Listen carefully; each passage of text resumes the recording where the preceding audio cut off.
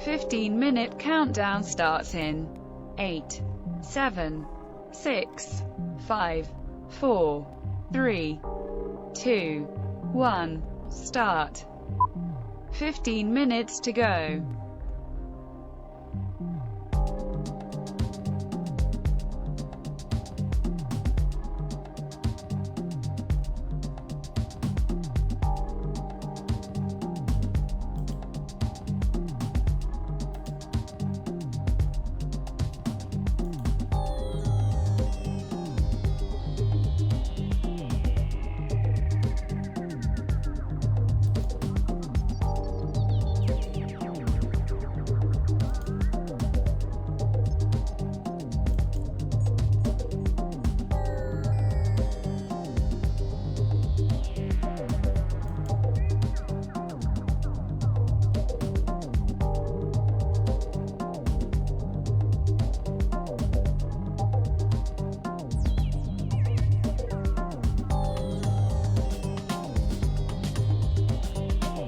Minutes to go.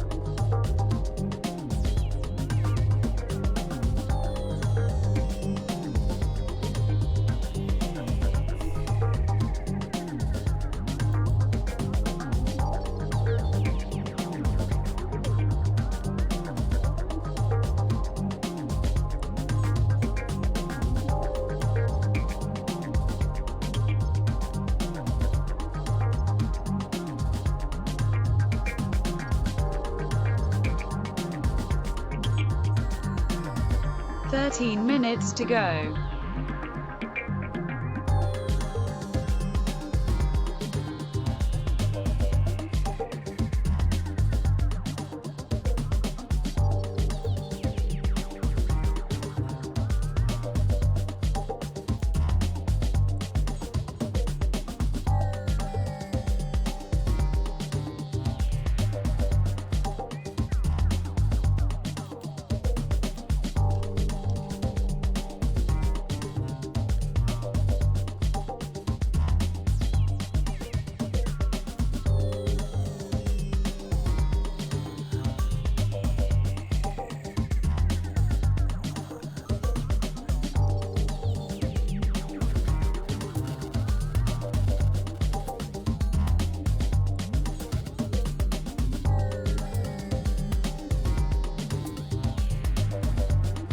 12 minutes to go.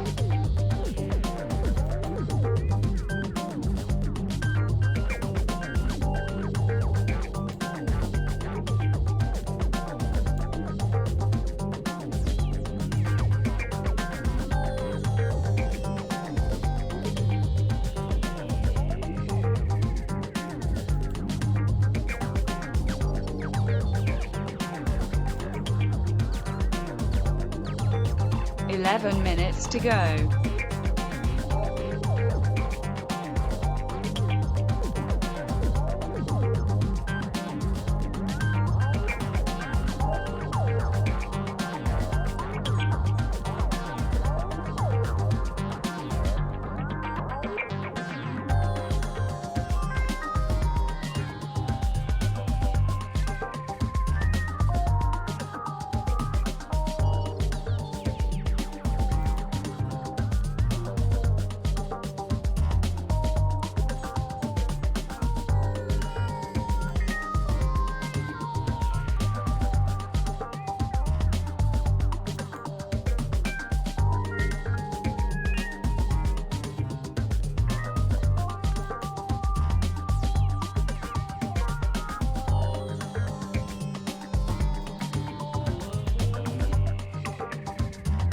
10 minutes to go.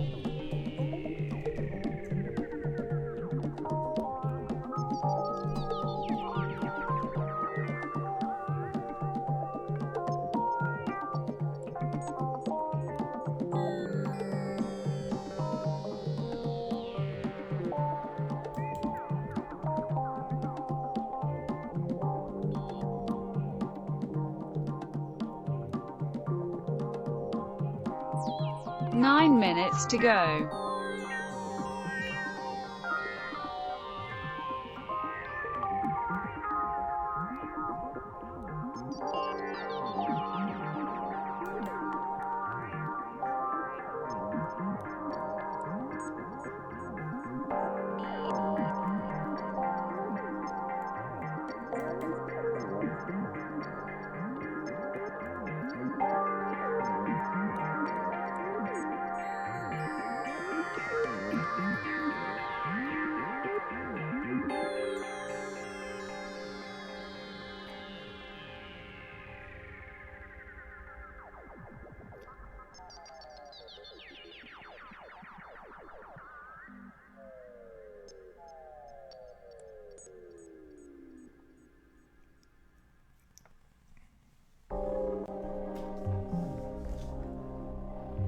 8 minutes to go.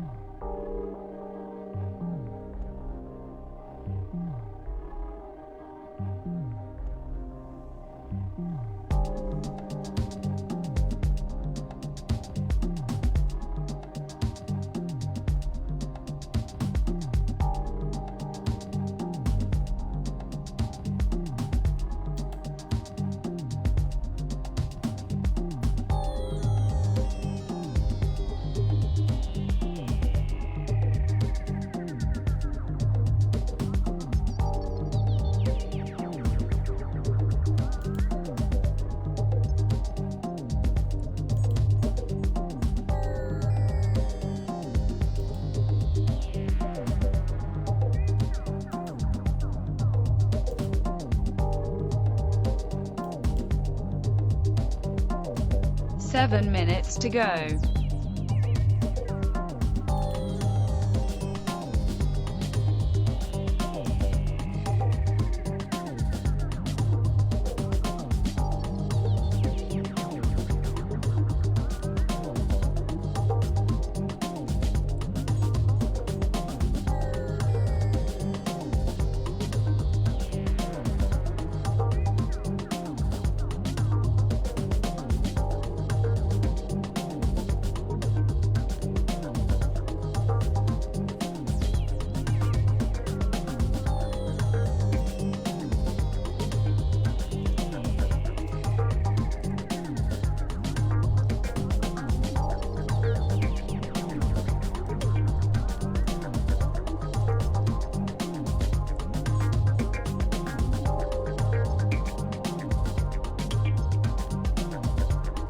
6 minutes to go.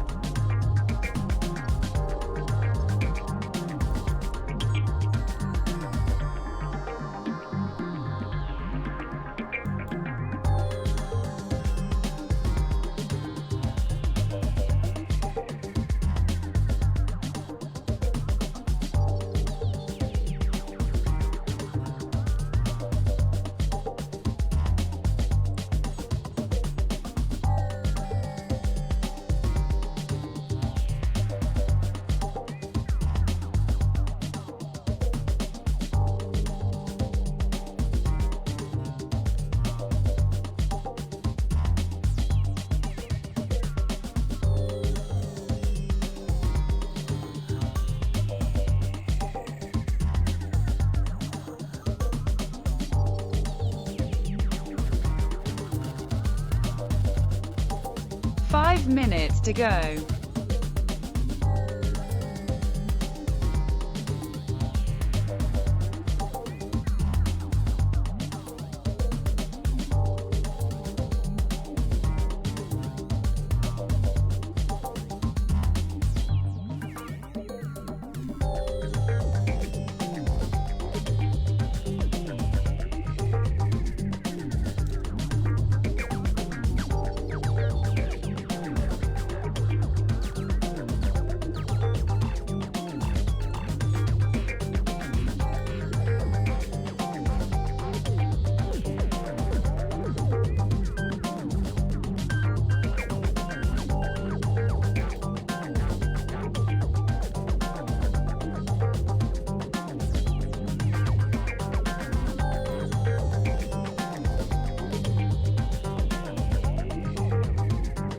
4 minutes to go.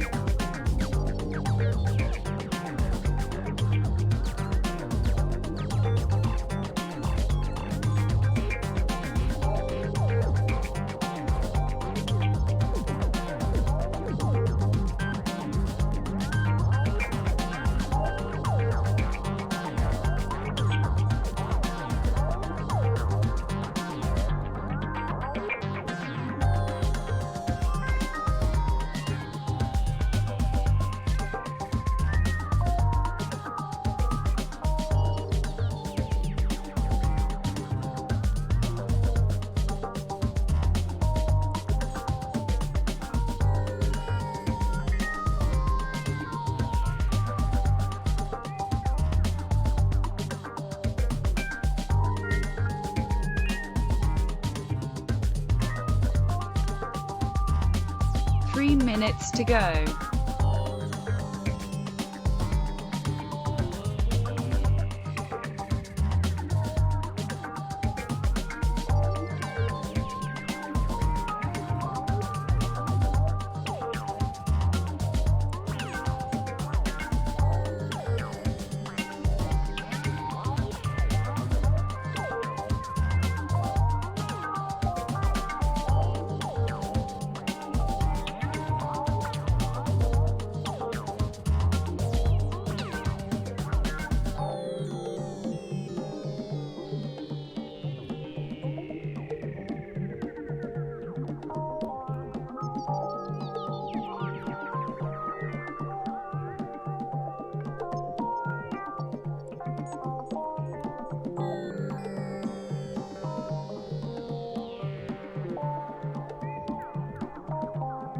2 minutes to go.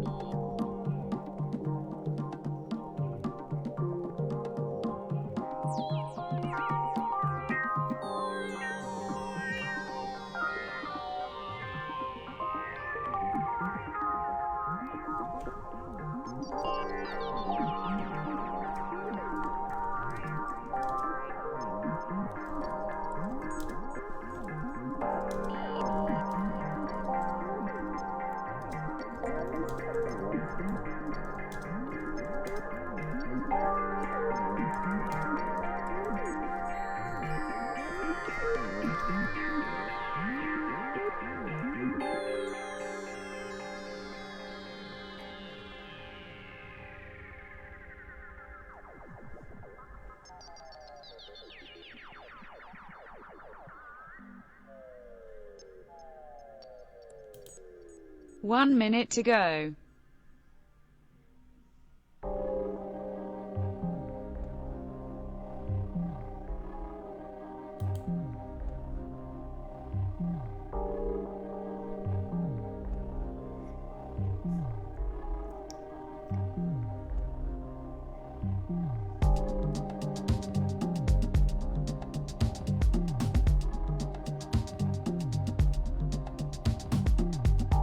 30 seconds to go.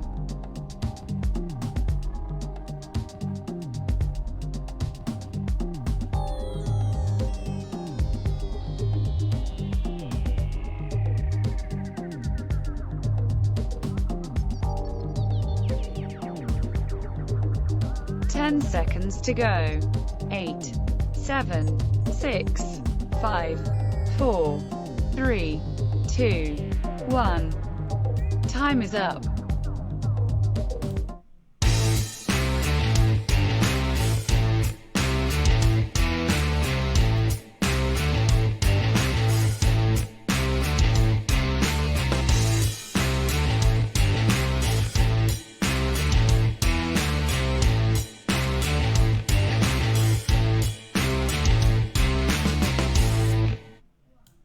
What's good, Warrensville? This is Ray Freeman, 1981 graduate, current vice president of Warrensville Heights City School District. I want you to tune in to What's Good, Warrensville.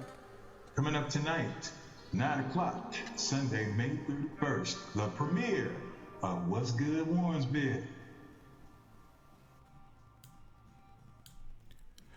All right, y'all, this is the moment I've been waiting for. I'm so glad to be here with you tonight. Thank you so much, everybody. I see William Blair, and I see Eric Lingenfelter. I see Norma Wilson and Joe Parker. I see Mitch Austin. I see Deneen Barkley. I see all of y'all out here as we get live and direct.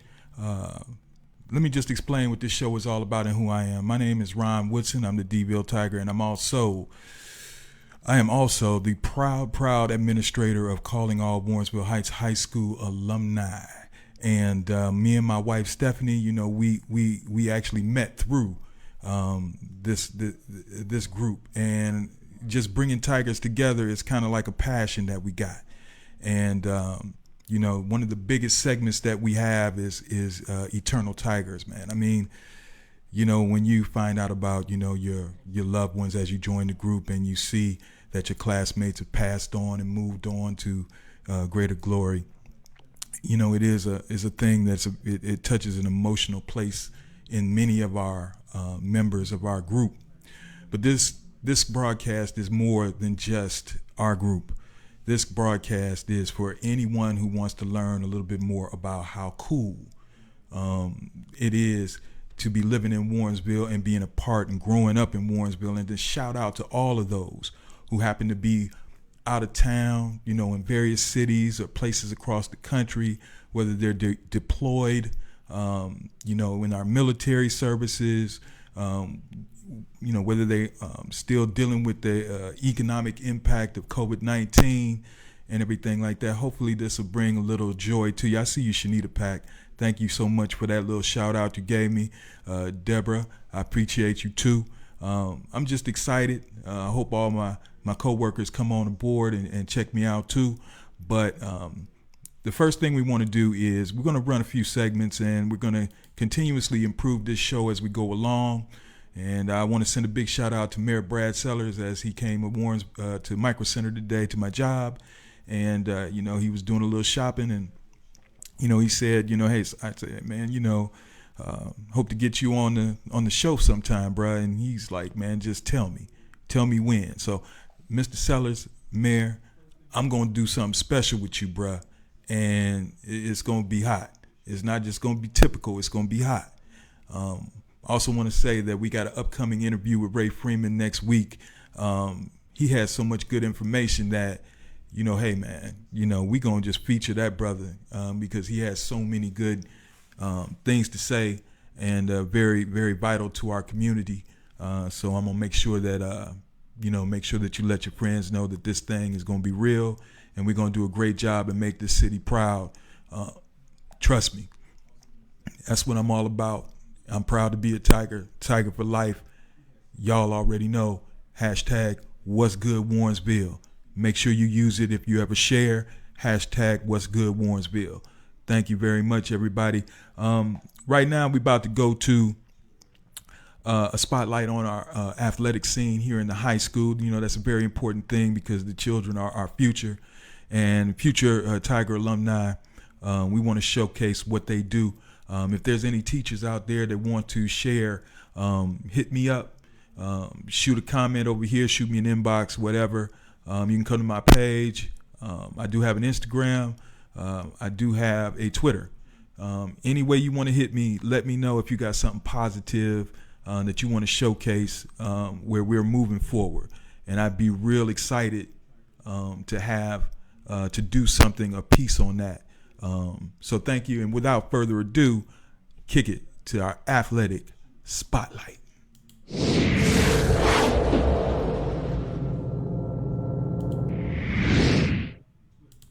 What's good, Warrensville? I want to shed a spotlight on two of our wonderful Lady Tigers. Congratulations to them. They received all state honors.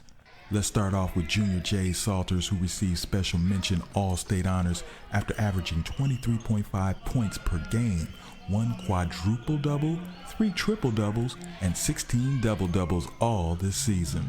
Jade was the top scorer in the Lake Erie League this season. And then here's senior Amari Wheatley. She received honorable mention all-state honors after averaging 17.4 points per game.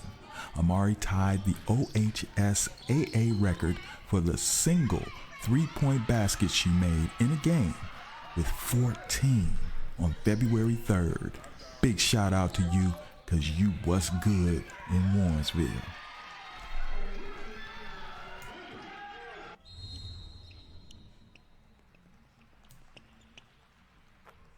A Warrensville Heights junior just earned his associate's degree from Cuyahoga Community College before he gets his high school diploma.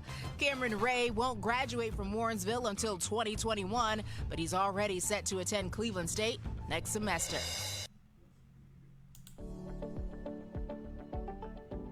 I'm Dr. Lemuel Stewart. I'm an associate professor in counseling here at the Western Campus, and I've been with Tracy for 8 years now. I had heard so many great things about Tracy when I got my interview and it was accepted, and I came to Tracy. We are really like a family, and making sure that students get what they need to reach that stage of completion of their degrees or certificates. And I think that the folks here are really dedicated to the mission of Tracy and to each other. So Tracy facilitates student success throughout every aspect of what we do. It's those personal touches, it's the classroom, it's our outstanding nationally ranked faculty that we have. It's working with students directly and providing those services that they need. In counseling, we do a lot of academic planning to make sure that students have that map that they need and what courses they need to matriculate through their programs, making sure that we help navigate the system and helping them to get to completion. So I think it's a holistic approach is how Tracy really works with students. So as president of the Black American Council, I provide advisory oversight to the staff that work for the council directly. We provide a very large mentoring program to the college, and we have almost 400 students that are currently involved with the Black American Council. And the council also has a very large scholarship that we oversee, which is the Francis Franklin Scholarship, which grew from about $100, then grew to about $500. To today, we gave out $57,000 in scholarships to students. What gets me out of bed is coming to work, to my other family, and working with students here at Tracy. I love what I do. I love helping students. I love working with the people here. I love working with the administration and developing new initiatives. So that's why this is the best job I've ever had. I get to use my skills, my talents, and have an impact on the institution as well as other people.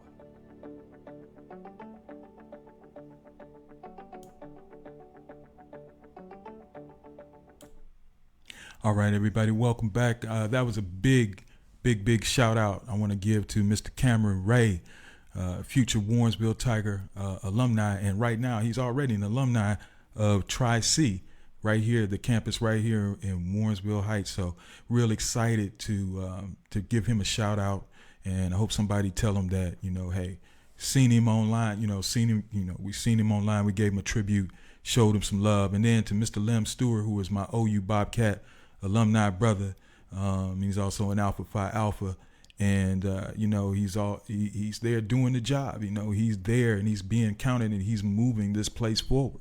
So we're gonna have a lot of people who are making a positive impact. Just excited to showcase them. And one of those people that is near and dear to a lot of our hearts is kind of like the spirit of or the glue that kind of holds us all together. And her name is Michelle Cheli Dee Phelps.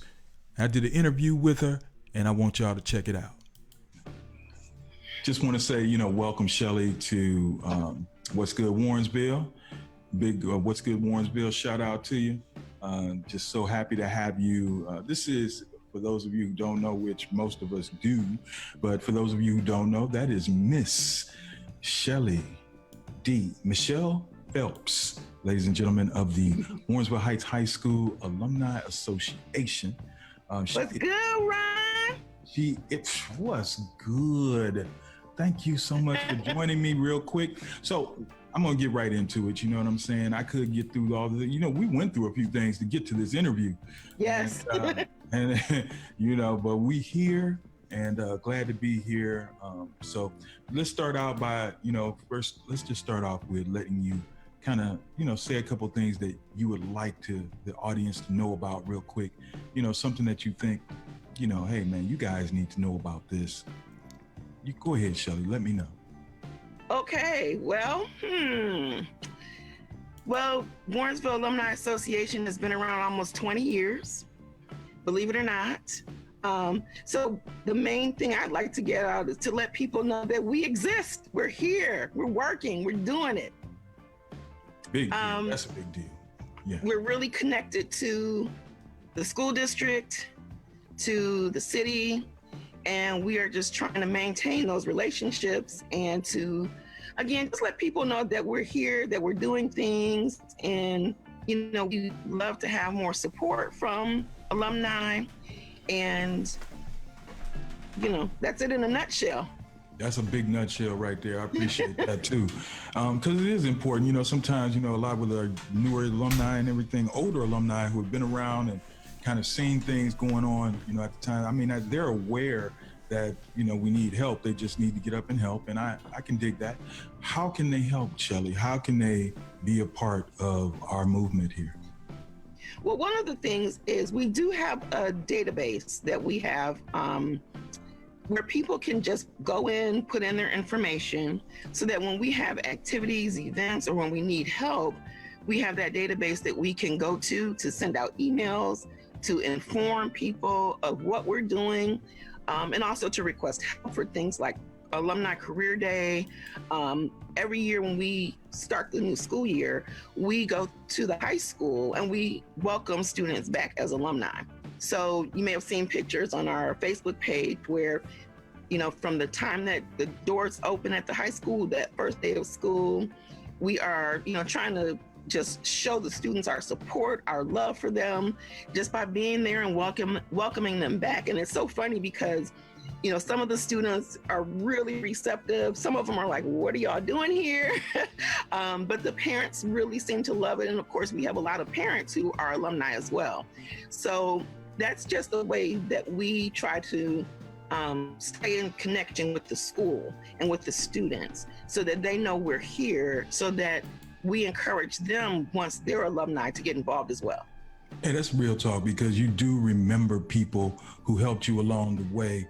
And you don't realize how impactful that is until you're out and you're in the work world and you want to reconnect and stuff like that. Then you start to understand it's nice having a home base of people that can plug me right into some of the events that's happening. We can do it as a group. And, if I feel, like I'm not a part of things, I can immediately jump in and see people who got love for you. You know what I'm saying? So with that being said, what are some of the events that you've plugged people into or that you connected people to through the Alumni Association?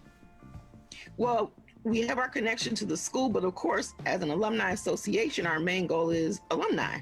And so every year, January or February, we have alumni night at the high school, which is basically us trying to encourage alumni to come back to one specific basketball game. And we usually get a really good turnout for that game. And of course, we have a little gathering after that game. So that's just, again, a matter of connecting people, getting to see people, alumni all together. So that's usually a really great night for us. We also have events throughout the year. Typically, one of the things we try to do is spring fling. We don't do that every single year, but we have that every other year or so, where it's some type of gathering again in the spring with alumni. We have other events throughout the year. We connect with Memorial Day parade. So we try to get alumni to come and walk with us through the parade. Of course, unfortunately, that was canceled this year, but that is a standing event that we do. We run the concession stand when we have fireworks for 4th of July. We have homecoming. So We do whatever activities we do during homecoming. We have a biennial Hall of Fame, and that event is something that takes a lot of work, but it's great because we're able to recognize alumni who've achieved or accomplished or stand out in some way. So we try to recognize those exceptional alumni. And speaking of that, this year would have typically been our year in October, where we had our luncheon where we acknowledge those who we are moving into the Hall of Fame. And that has been postponed. We don't have a new date, unfortunately, yet.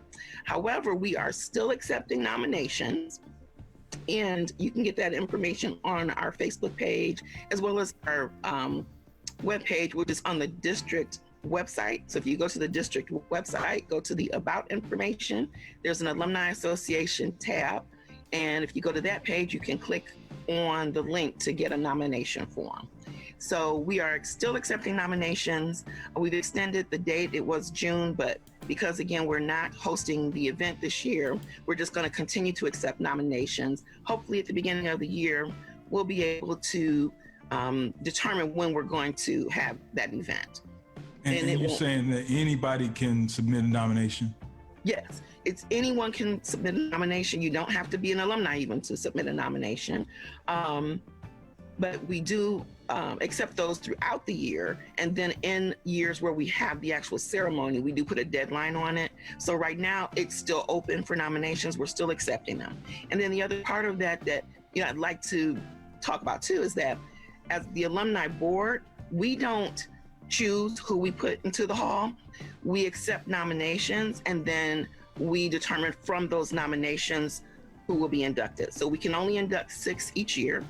And with that, we basically, accept, as I said, all years. So from the beginning of the district up until, and there is a deadline in terms of what am I trying to say here? What year? So you have to have been out of school at least 5 years before they can be inducted. So that being said, it's open for anyone who's been an alumni. You do have to have been an actual graduate. We know that there are some people who maybe attended Warrensville but did not graduate from Warrensville. And so that's pretty much our parameters for nominations. Oh, that's outstanding. I know that, I've gone to some induction ceremonies, and the people that are inducted are very proud that they've been recognized by their school peers. As they've gone out to accomplish things and stuff and make us all proud. I think that it's important to note here that you are more than just an alumni president. You're a person, and you have interest outside of doing this thing that you do besides your job working with the schools, as well as working as alumni president. Just tell me a little bit about what's good about Cheli. Oh boy. What's good about Cheli here in the Warrensville? What's good about you, girl? What are you doing that gives you a little fulfillment in your life besides, helping everybody else? What do you do to fulfill your own soul? Oh boy. Well, I don't love talking about myself, but work-wise, I am fortunate that I work in schools. So my job is in career development.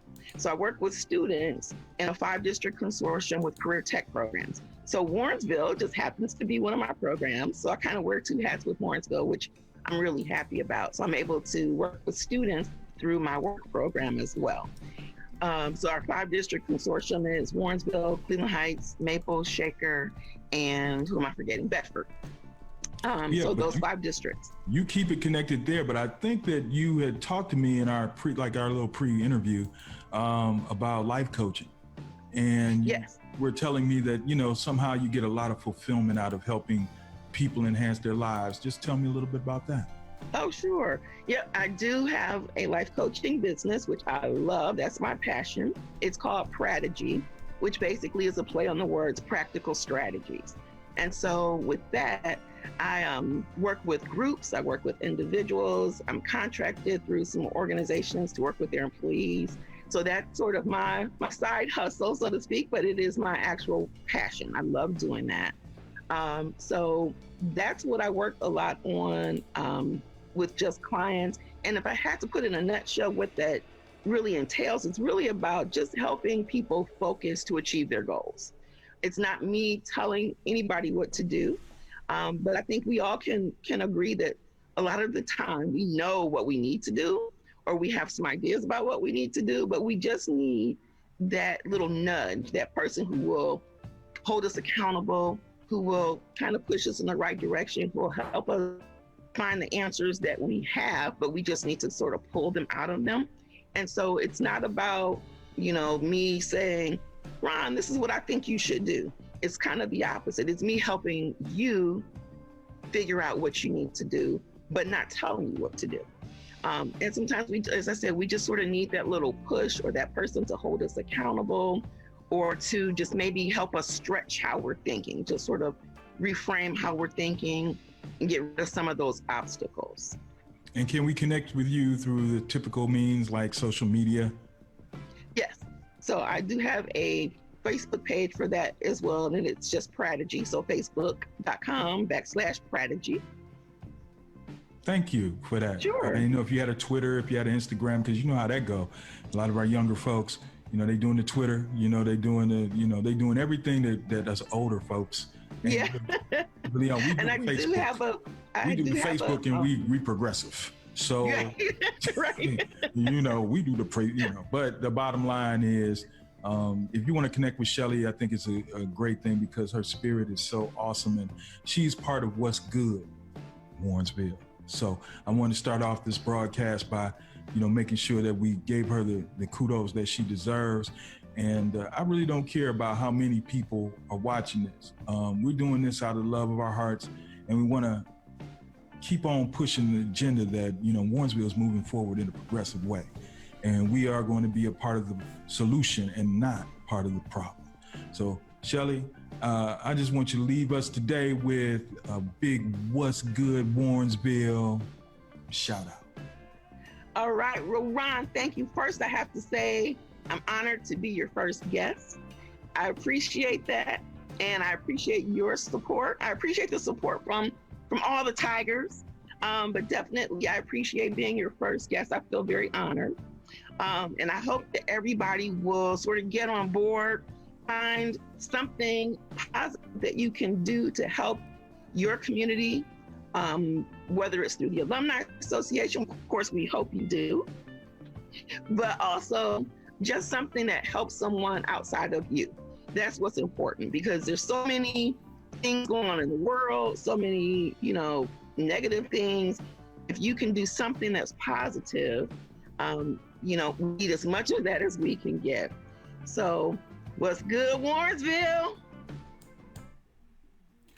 And that was the fabulous president of the Warrensville Heights High School Tiger Alumni Association, y'all. Miss Michelle Cheli Dee Phelps. Big shout out to her, big hugs, man, because I really, really appreciate you supporting and, doing this interview. We're going to have a lot of interviews coming up. Like I said before, we're going to have Mr. Ray Freeman is going to be, he is the vice president of the current board of education for Warrensville Heights, and he's going to be sharing us a whole lot of real poignant information, give you some insights, some insides, some real cool stuff, y'all. He even told me a little something about, what's going to be happening with the former South University, and how the city and the school district are about to do a big takeover move and make that a real functional spot. So you're going to hear more about that. We're going to be coming up talking about our new Warrensville Heights K through 5, I do believe, elementary school coming up. It is massive. I think I was told that it's about like 120,000 square feet. It's going to be ridiculous. They're going to have basketball courts out there. It's going to be ridiculous. But it's going to be one of those crown jewel, type situations. But that's not all. They're going to be doing a lot of things to any of the existing usable school structures coming up. So, man, they're making it happen. And a big shout out to the Warrensville Heights Chamber of Commerce. Okay, that's big because business drives everything. And I just want to give a shout out. I'm like looking at Eric Lingenfelter, who says, Ron, I really think this is awesome.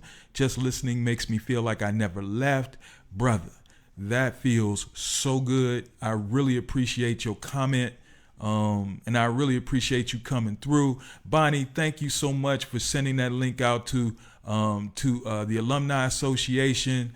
Man, you holding it down for us. You are the true ambassador over there in the ATL, holding us down for the class of 81. Just everybody, Shanita Pack, I see you, girl. I appreciate you. Karen Mahoney joined me. Ayika Watts joined.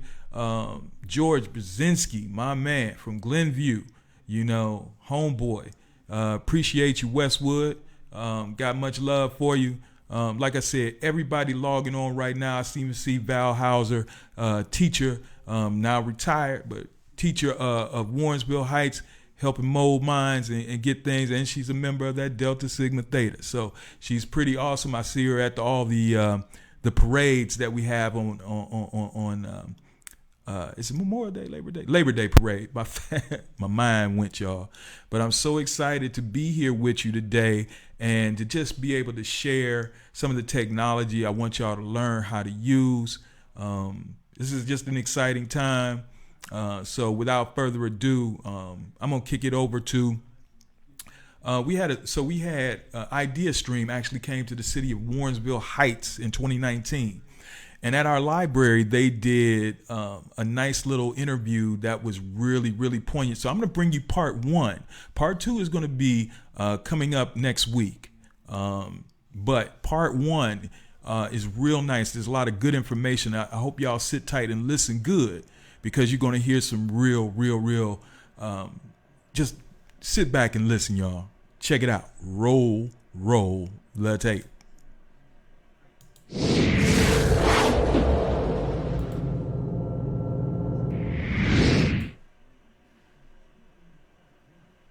It's the sound of ideas from 90.3 WCPN Ideastream. I'm Mike McIntyre. Thanks so much for joining us for the fifth stop of our 2019 Sound of Ideas Community Tour. We're here at the Warrensville Heights branch of the Cuyahoga County Public Library in front of a live audience.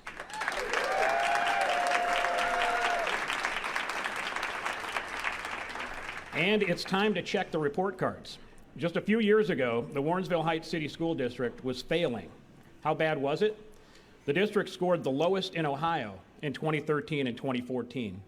But just last fall, faced with the prospect of state takeover, the district rallied and pulled itself up from an F to a D on the state report card. It was determined not to meet the fate of Lorain, Youngstown, and East Cleveland, all of which were forced to cede control of the schools to the state. This year, Warrensville Heights improved even more, leapfrogging dozens of other districts to earn an overall C on the state report card. The experiences of Warrensville, which serves about 1,700 students from Warrensville Heights, North Randall, and Highland Hills, can tell us a lot about what it takes to turn around a failing district. Its story may offer some guidance to Ohio lawmakers who are currently reworking the takeover law passed in 2015 as House Bill 70. Does it require state intervention to rescue a failing school district, or can a district turn itself around? Right now, we're going to hear from some leaders who'd argue emphatically that local cooperation can get the job done, and their report card offers proof. Let me introduce who's with us now. Donald Jolly II is superintendent of the Warrensville Heights City School District. Thank you for joining us. Thank you. Also here, Tracy Mitchell. She's president of the school board for the Warrensville Heights City School District. Thank you for being here. Thank you. And Brad Sellers is the mayor of the city of Warrensville Heights. Nice to see you again. Thank you. These panelists will help shape the first part of our conversation, and we have more guests booked later, a teacher, an intervention specialist, and an impressive student. But I also want to hear from you in the audience, in our live audience. So please share any comments or questions on the district's progress or ways it can continue to improve by lining up at the microphone you see there. At any point throughout the show, I will make sure to work you into the conversation. Now, all of you up here have a lot of history with this school district. Mr. Jolly, you graduated in 1991 from Warrensville Heights High School. President Mitchell, Mayor Sellers, you were both in the Warrensville class of 1981. And Donald Jolly, I want to ask you, how important is that history and that connection to the work that you're doing? Well, I think it's very important because this work is personal. We all grew up here, and we remember the district as being one of the best districts in this area. And those memories and what this district did for me, when I left here, I felt empowered, that I felt that there was nothing that could stop me. I felt I was smart and intelligent, and that empowerment is what drove me once I left. So this work is very personal because this community made me who I am, and I feel the obligation to give back and make sure that every student who lives here gets the same empowerment that I had. Not just the superintendent, but the mayor and the school board president, both also from the school district. What does that relationship on a day-to-day basis, Tracy Mitchell, look like, and how does that help with moving the district forward? I think first and foremost, there's a deep sense of family. Warrensville has always been known as the friendly city. We were raised in a community where it didn't matter what family saw you do whatever. A village raised the three of us, and those of us that grew up here. That sense of village has never left. We, as Donald said, have a deep sense of a rooted foundation, and it is our desire to make sure that the children that we're here taking care of have the same opportunities that we have. So we rely on a sense of family, a deep-rooted sense of friendship. We are able to pick up a phone, text, call, run into each other in a grocery store, and we can talk family, friendship, district as we need to. How often does that happen, Mayor? You were telling me earlier this week that you talk to the superintendent quite often. Is it really like are you like phone pals on a daily basis? I find myself talking to the superintendent at least almost daily, right? But you have to in this business because for too long in this community, the organizations, both city and school, did their own thing, right? And so in that, there's a lot of translation lost in the process. We knew that as we were going to be even capable of turning this district around, we were going to have to start working closer together. And so we've been able to do that. Everybody's been able to stay in their own boundaries, but I don't think you can, the left hand has to know what the right hand is doing and vice versa.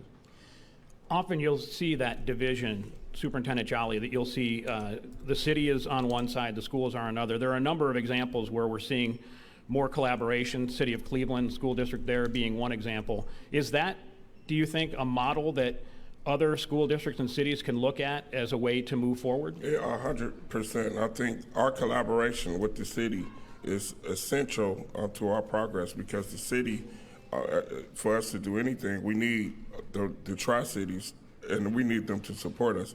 We have undergone a lot of transition over the years in which a lot of our students left the district. And a lot of that has came from just not a collaborative effort between the cities and the schools, not working together. Our buildings were very old. Again, not working together to ensure that we have the best facilities, not working together to share a common mission and goal. So with me coming here and embracing the mayors and the mayors embracing the school district, we were able to get a lot accomplished with building back our brand to say that this is the school district for the Tri-Cities and this is the best place to send your students. And that has resulted in our increased enrollment and better scores. What happened after you graduated in 1991, so empowered and ready to take on the world, and when you came back as superintendent, what you found? What happened in that time that made the schools stumble? Well, I had the opportunity to serve as the principal at a high school in 2007, 2008, 2009. And even living in the community, I saw a shift. It was a shift in economics. The community got older because of, our parents, we all graduated, and a lot of homeowners and people stayed the same. Our apartments changed, the economics changed. As you can see, the Randall Mall changed, everything in the community. Yeah, everything changed. So we had just different socioeconomics in the Tri-Cities, which resulted in the school district changing. What I found was that the school district really didn't change with the students. So there was a lot of nostalgia of where it used to be and not really embracing the way it is now. So with that, the school district did not make the necessary adjustments, and thus we ended up being one of the lowest ranked districts in the state of Ohio. Tracy, how did that happen? How is it that the schools stayed still when the community was changing? I think some of that was over the years, we've had a number of superintendents shifting in and out of the district. And with that, as I shared when we spoke earlier this week, we weren't at the table. We weren't at the state level where we understood what was happening with the changing landscape of those tests. As Donald said, we also were not moving fast enough into the 20th century. We were not keeping up with technology. Our students were not able to take those tests with a mouse. They could work a tablet, they could work a smartphone, but to sit and have to click and drag to do those responses with a mouse, they struggle with that. So with that, we've been able to hit that fast forward button. And now our kids have one-to-one technology. They have Chromebooks. We have technology in the classroom where the youngsters are learning how to use a computer the right way. And with that, they are better able to prepare for the test, prepare for just their everyday classes. Audience members, I invite you to come on up and join the conversation. There's a microphone there for you. I know you're not shy. I talked to some of you beforehand, so feel free to join us and do that. Now we have this one-to-one communication that we just heard about. Now we have new school facilities that are being built. Did the money change? Was during the time when this wasn't being addressed, was there less money? Did something change with the economics for the school district? Well, I think the economics were a part of it, but I think there was just a lack of will to extend and do new things. There was a sense of apathy in the school district. I mean, we have teachers here, we have community people here, and people have real negative perception of the district. There was a lot of turnover in the district, and there was not a will to move forward. So I think economically, I think the district has always been stable. There was a little time in late 2010-9 that there was a little issue, but it's steady been progressing. But at the end of the day, you got to have people at the table that's willing to make the decisions to move the district forward. But when I came here, it was a lot of apathy, a lot of negativity. A lot of people didn't believe that our students could learn or that our district could excel. So part of the challenge and part of our collaboration between the cities and the schools has been to change the mindset of not only the employees, but of the students and of the community about what we do in the Warrensville Heights City School District. Mayor, what about that? What about the thought that people said, well, Warrensville Heights schools aren't very good, they're not going to be good, and so that is a pervasive mentality, and now that appears to be changing. How important is that, the mindset? Well, it's very important. So I want to just expand upon what Donald was talking about. You know, when I came here in 2001, you know, Warrensville had stayed as it was for a long time, at least 20 years, right? We hadn't developed any new homes, new housing. We hadn't become attractive to our contemporaries, right? Everybody that was living here was living in the houses that we had basically grown up in, right? So one thing, I was development director here for 11 years. I set out, along with Marshall Fudge, empowering me to get out here, and we started doing a whole lot of economic development here, right? And so the stuff that you see that's up and down Richmond Road, 271, we started developing these areas, and the school district becomes the beneficiary of those projects, right? But the next thing we did was we had to convince people, right? We had to convince people after a while that this was a place that you could raise a family. You know, everybody here had aged out. Our contemporaries wouldn't return here because the housing stock wasn't what it needed to be. And then because the schools weren't. Right, because the schools were struggling, right? And so we had to set up upon a path saying, realizing where we were, design a game plan to go forward. But I knew that the city of Warrensville Heights specifically could not grow if the district wasn't along with us in tow, right? So we had to come to some accord in that. And I think that the beautiful part about it is we started out with a whole bunch of naysayers saying it could not happen, right? It could not happen. And then as we started to turn the corner, people start saying less and less about it could not happen, and then they start believing in the vision. Are you seeing that bear out then in the city in terms of people aren't going to come and move to a city with young children if they think the school district is bad, unless they have other alternatives that they can afford?